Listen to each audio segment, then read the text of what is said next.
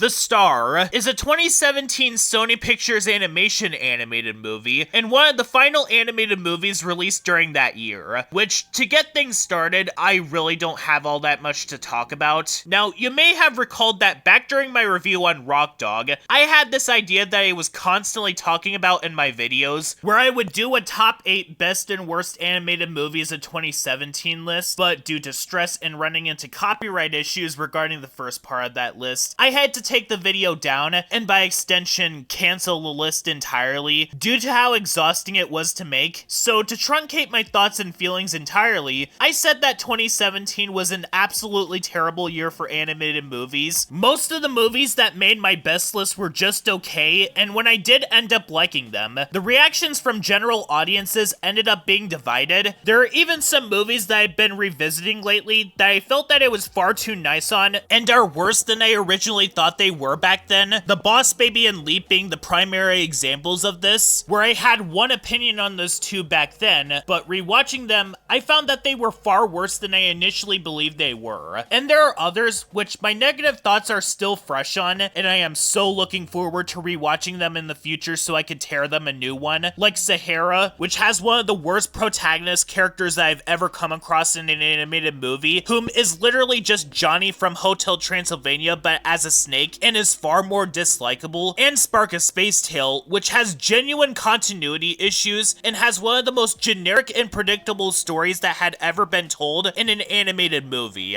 But today, we're going to be taking a break from all of that, because the subject of today's review is The Star, which, to get this out of the way, is not good. Though, at the same time, I don't really have strong feelings towards this one at all, not even back then. In fact, this movie was initially going to be number 8 on that list, alongside Sahara, which I'll get to another time. Back then, I thought that this was one of the least bad out of all the animated movies that came out in 2017, for very simple reasons. The plot and narrative is coherent, you could see what they were trying to go for, the characters aren't hateable, and I can't really think of any egregious things that this movie does, and well, on my most recent rewatch of the movie, I can confirm that this is still the case. So, the movie basically tells the story about the birth of Jesus. Sounds simple enough, right? Actually, no. What this movie is actually about is this donkey named Bo. He and his friend, Dave the Dove, basically dreams of being part of a royal caravan. But oh no, he can't be part of a royal caravan because he's a milling donkey whose only purpose in life is to mill wheat. But on one fateful day, this other old donkey basically helps him to escape, as he ends up in the custody of a couple who's giving birth to the Messiah, Mary and Joseph. However, King Herod basically sends an assassin to kill Mary because baby Jesus is going to be the new king. And that's actually where the first and major issue that this movie has basically pops up. This movie technically falls into the category of being a Christian animated movie, basically having it tell the story of the birth of God. Sounds easy enough, right? Well, not in the case of this movie though, because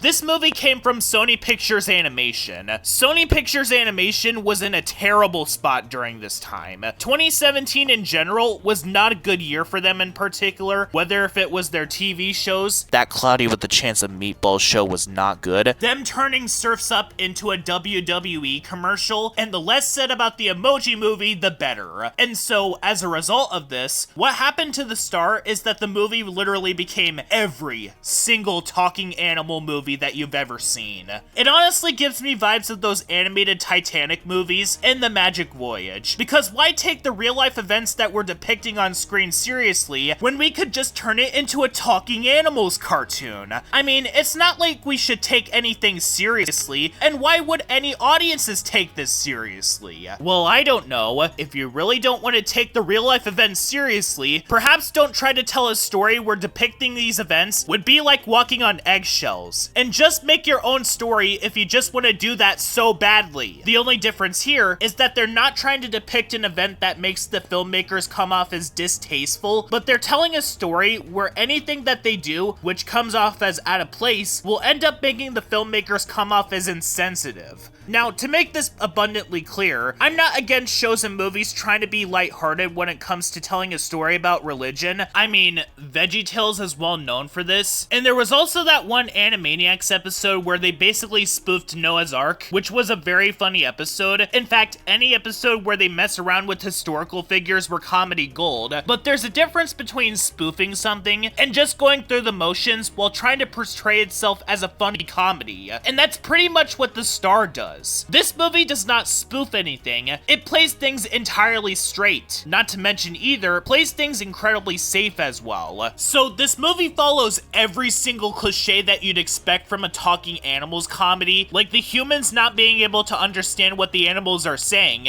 and they also throw in unfunny jokes, which pretty much takes away from the seriousness of what this movie is trying to convey. Like, there's a sequence in this movie where the assassin basically breaks into Joseph and Mary's home, while Bo and Dave are basically fearing for their own safety, but it's very difficult to take this moment seriously when it then immediately cuts to an extremely awkward and cringe-inducing sequence where Dave is dancing for the assassin's dogs to the point where he begins twerking, and the jokes are also very predictable, because most of them are basically shown off in the trailer, par for the course of animated movies nowadays. And not just that, but you can easily telegraph what jokes that they're going to tell whenever a character tries to break down a door of some kind. It results in the same slapstick joke being run into the ground over and over again, though, this wouldn't be the last time that a Sony Pictures animation movie would basically run a joke into the ground, given a certain movie that came out less than a year after this one. Also, you remember Bo?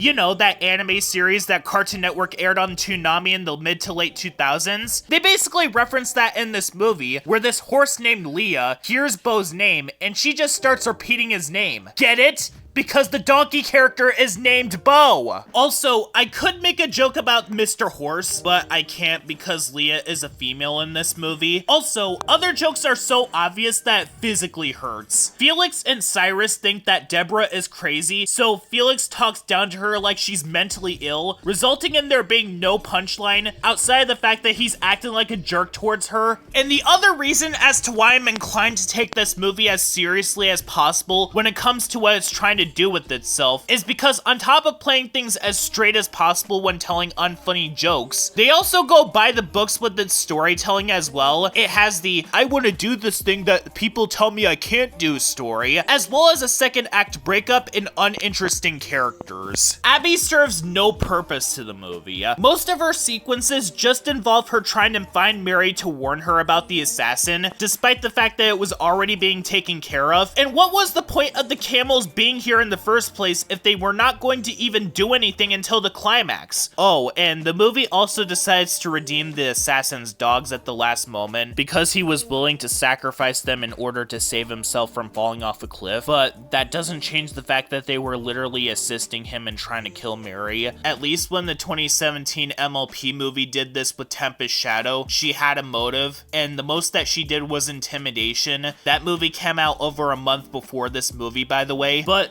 because this movie doesn't linger on these two getting redeemed as much as Namari from Ryan the Last Dragon or Chumsley from Gabby's Dollhouse the movie, I honestly just don't care about this as much as I should, despite this being one of my new least favorite cliches in films and TV shows. And honestly speaking, that's the best way I could sum up The Star. It's probably the least bad out of every animated movie that was released in 2017, because it at least feels like a movie, there's a purpose for why it exists, and there aren't any egregious moments that I can recall from this movie. Years ago, in my original worst 2017 animated movie script, I said that I had a problem with Joseph's attitude towards Bo in the sequence after Bo saved Mary from being killed, but no, after rewatching it, Joseph actually had a good reason to be mad because he didn't know that Bo was trying to save Mary, but what he was aware of was that Bo caused a big mess. The problem with the movie is that it's boring, the tone is inappropriate given the story that it's trying to tell, and it's unfunny. But that's small potatoes compared to being stuck on a road trip with a hateable character, making rock and roll boring, making a dance story unpleasant, being gross, just being an advertisement for WWE, making a sequel that had no purpose to exist, having writing and continuity issues, and just being an advertisement towards apps. The star in contrast is just forgettable, and it's a movie that I'm probably going to forget about after this review is over.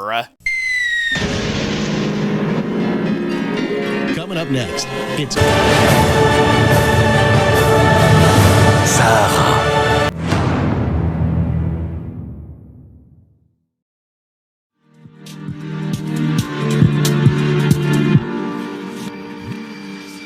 Everything